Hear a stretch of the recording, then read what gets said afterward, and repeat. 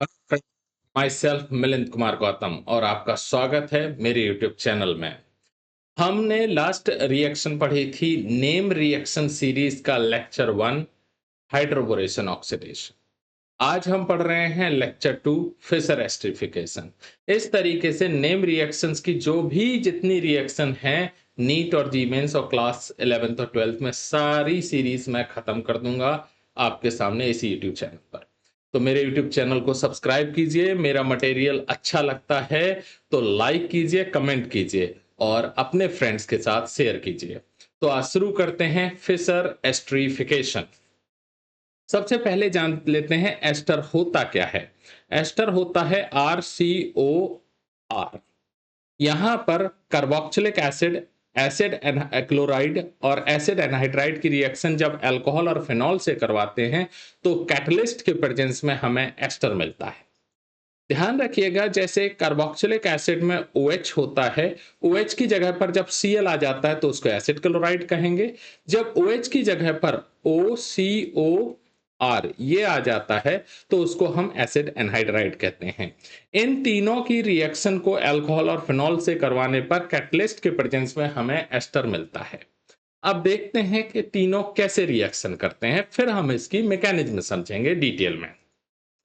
जैसे यहाँ पर कार्बोक्सिलिक एसिड से OH और अल्कोहल से H जाएगा, H2SO4 एज अ कैटलिस्ट के प्रेजेंस में और H2O रिमूव हो जाएगा और एस्टर मिलेगा। यहाँ एसिड क्लोराइड में Cl और हाइड्रोजन जाएगा। पायरिडीन जो कि एक बेस होता है, ये राइट में मैंने रिएक्शन बनाई हुई है।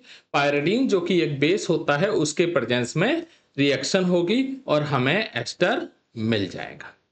यहाँ पर अगर हम एसिड एनहाइड्राइड लेते हैं तो उस केस में आप देख सकते हैं कुछ इस तरीके से, ये R, ये है एसिड एनहाइड्राइड। अब इसमें क्या होगा कि ये वाला पार्ट जो है वो अटैच हो जाएगा किससे, इससे, और बाकी पार्ट कार्बोक्सिलिक एसिड के फॉर्म में निकल जाएगा। तो ये हो गए इसकी ट्रिकी वे में रिएक्शन को समझना। अब एक्चुअल में जैसे मैंने कहा कार्बोक्सिलिक एसिड से OH जाता है, अल्कोहल से हाइड्रोजन जाता है, तो ये मैकेनिज्म से कैसे समझेंगे वो देखते हैं। ठीक है, हाँ। अब उसके बाद है जैसे कार्बोक्सिलिक एसिड में 2 ऑक्सीजन होते हैं, एक ये एक ये। तो जो ये वाली ऑक्सीजन होती है इसको बोलते हैं कार्बोनिल ऑक्सीजन, क्योंकि ये कार्बोनिल ग्रुप का पार्ट है। और ये है हाइड्रोक्सिल ऑक्सीजन, हाइड्रोक्सिल ऑक्सीजन क्योंकि ये हाइड्रोक्सिल ग्रुप का पार्ट है। जब हम प्रोटोनेशन करते हैं, H प्लस कहां से आया, एसिड से आया, कैटलिस्ट से आया। जब हम प्रोटोनेशन करते हैं तो वो किसका होता है, कार्बोनिल ऑक्सीजन का होता है। आप देख सकते हैं कार्बोनिल ऑक्सीजन पर हाइड्रोजन अटैच हो गया और पॉजिटिव चार्ज आ गया। अब नेक्स्ट स्टेप जो कि स्लो स्टेप है, इस तरह की चीजें जो बहुत ही इंपॉर्टेंट चीजें होती हैं, थोड़ी सी बारीक चीजें होती हैं जो रिएक्शन में रह जाती हैं और इन्हीं के ऊपर क्वेश्चन बन जाते हैं नीट और जी मेंस में। अब जो अल्कोहल है वो क्या है, न्यूक्लियोफाइल की तरह एक्ट करेगा और ये अटैक करेगा कार्बोनिल कार्बन पर। ठीक है, आपको एरो से स्पेसिफाई भी किया गया है कि कौन एटम कहां जा रहा है। ठीक है, अब इसके बाद ये पॉजिटिव चार्ज आ गया अल्कोहल के ऊपर, फिर ये हाइड्रोजन रिमूव हो जाएगा और अल्कोहल का जो ऑक्सीजन है वो न्यूट्रलाइज हो जाएगा।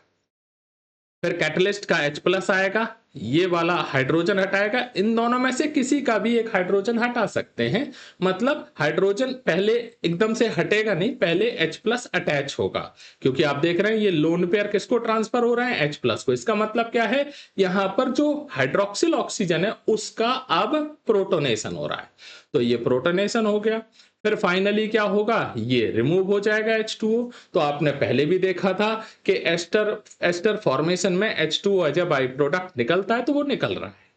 अब उसके बाद क्या है कि जब H2O निकला तो ये कार्बन क्या हो जाएगा, पॉजिटिव चार्ज हो जाएगा, जिससे क्या होगा कि जो ऑक्सीजन के पास लोन पेयर हैं, आप ये देख सकते हैं ऑक्सीजन के पास जो लोन पेयर हैं वो कार्बन के पास एज अ बॉन्ड ट्रांसफर होंगे। ये देखिए मैंने कर दिए हैं, एज अ बॉन्ड ट्रांसफर हो रहे हैं और ऑक्सीजन पर क्या आ गया, पॉजिटिव चार्ज।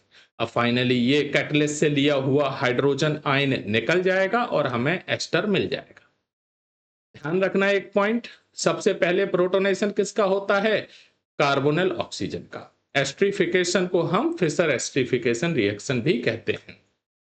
तो ये थी मैकेनिज्म। जिस स्टूडेंट को मटेरियल बहुत अच्छा लगा हो अभी के अभी लाइक कर दीजिए, कमेंट लिख दीजिए, और जब नहीं समझ में आया तो एक बार और वीडियो को देखिए, ठीक है? और फिर अगर इस तरीके का मटेरियल किसी भी बच्चे को अपने पास चाहिए दोबारा पढ़ने के लिए पीडीएफ के फॉर्म में, तो वो हमारे व्हाट्सएप ग्रुप को भी फॉलो कर सकता है, ठीक है?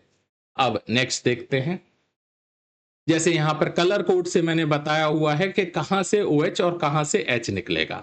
जैसे कि एसिटिक एसिड लिया, इथाइल अल्कोहल लिया, यहां से OH, यहां से H, H2O निकल गया, दोनों कंपोनेंट अटैच हो गए, क्या बन गया? Ethyl acetate. अब उसके बाद यहां से बेंजोइक एसिड से OH, यहां से H, H2SO4, H2O निकल गया, क्या बना? इथाइल बेंजोएट, ठीक है? अब यहां पर देखिए ये क्या लिया है? डाई कार्बोक्सिलिक एसिड, और ये क्या है? Dihydric alcohol. तरीका बदलेगा नहीं, मैकेनिज्म और ट्रिक नहीं बदलेगी। देखिए यहां पर क्या हुआ? ये OH, ये H, एक H2O निकला, ये OH और H, दूसरा H2O निकल गया, तो क्या बन गए? ये साइक्लिक एस्टर बन गए हैं। एक और देख लेते हैं, बहुत इंपॉर्टेंट नीट का क्वेश्चन है ये, ठीक है?